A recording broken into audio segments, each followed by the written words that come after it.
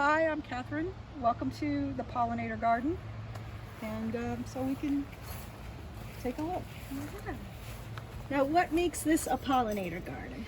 Well, as you can see, there are a lot of insects enjoying themselves. It's all almost exclusively native plantings.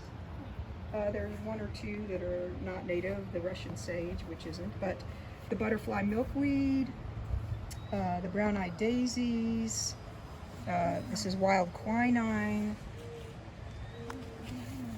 Let's see, this is Ohio Spiderwort. This is a plant called turtlehead, which is native. I've seen along the river in my kayak. This is another variety of a wild onion over here. Beautiful. A lot of coneflowers.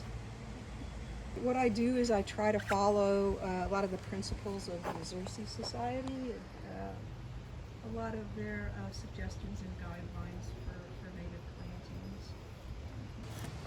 I just love the pollinators and the monarchs and the bees. I have a lot of bee houses here, these are all really for mason bees. There's a couple variety of bees, but if you come around, you can see inside where they're starting to, they go way back, and then they lay their first set of eggs, and then they build a wall, and then they lay another, and then they just, until they get up to the top. They lay the males last, so they come out first to kind of prepare before the females come out. So smart. She lays like they come out first, so she lays them last. Yeah. And then this is mountain mint. This is called mock orange, which is wonderful because I have two of them.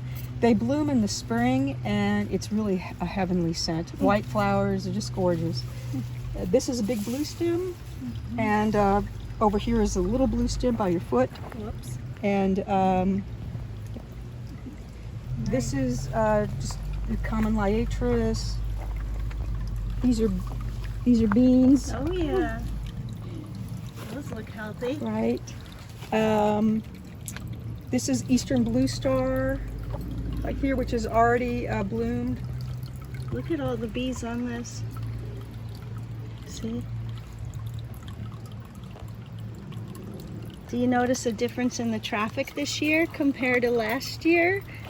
The bee traffic? The bee traffic.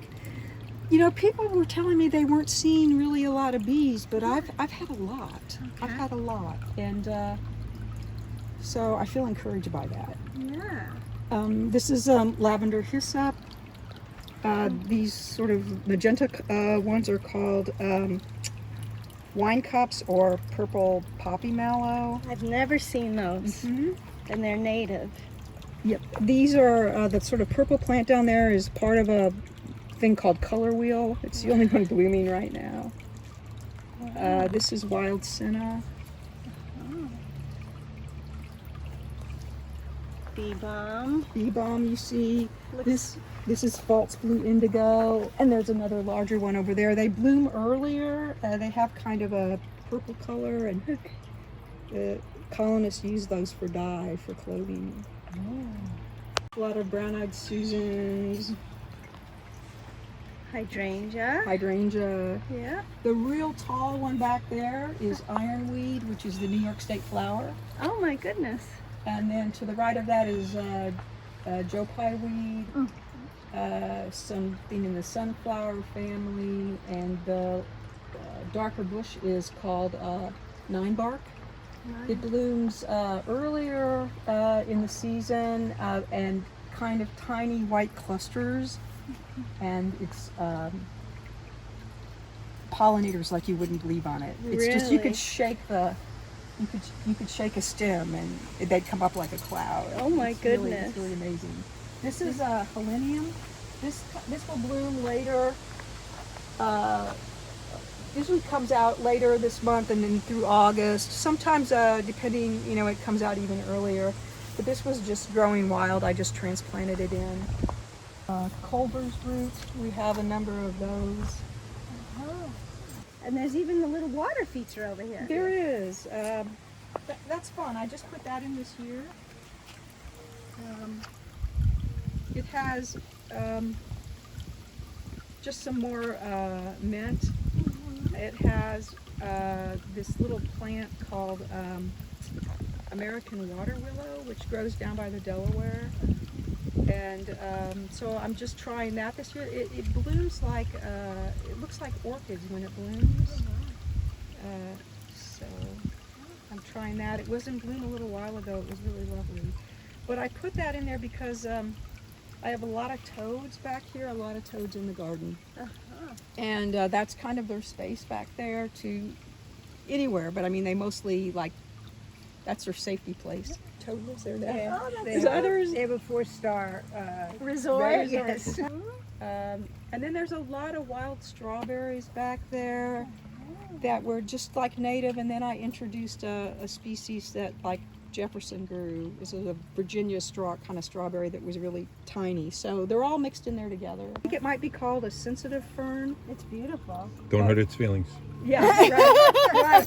very But those have just become more lush as this garden is kind of, unfolded. Mm-hmm. And this is two bushes are called Winterberry. You need a male and a female, and they're really there's berries coming. Uh-huh. But what happens is in the fall, this is deciduous, so when everything is off and the bark is dark and snow is on it, there's these bright red berries. They feed the birds all through, all through the winter. But it's really a lovely sight to just look out, when it's just cold and gray and see these bright red berries. Right. Okay, I know exactly what you're talking about. Just cut them and make a Christmas arrangement because they are so beautiful. A lot of St. John's wort, like here, and there's several up in the front, and there's another variety on the other, further back in the fence. And that is you can see all the bees on it right now. They just really love it. Mm-hmm. Right, well, thanks for coming to my garden. And if there's one person out there that we can convert to native plantings, then it's been worth it all. So, Thank you very much. Thank Thank you. okay. Perfect.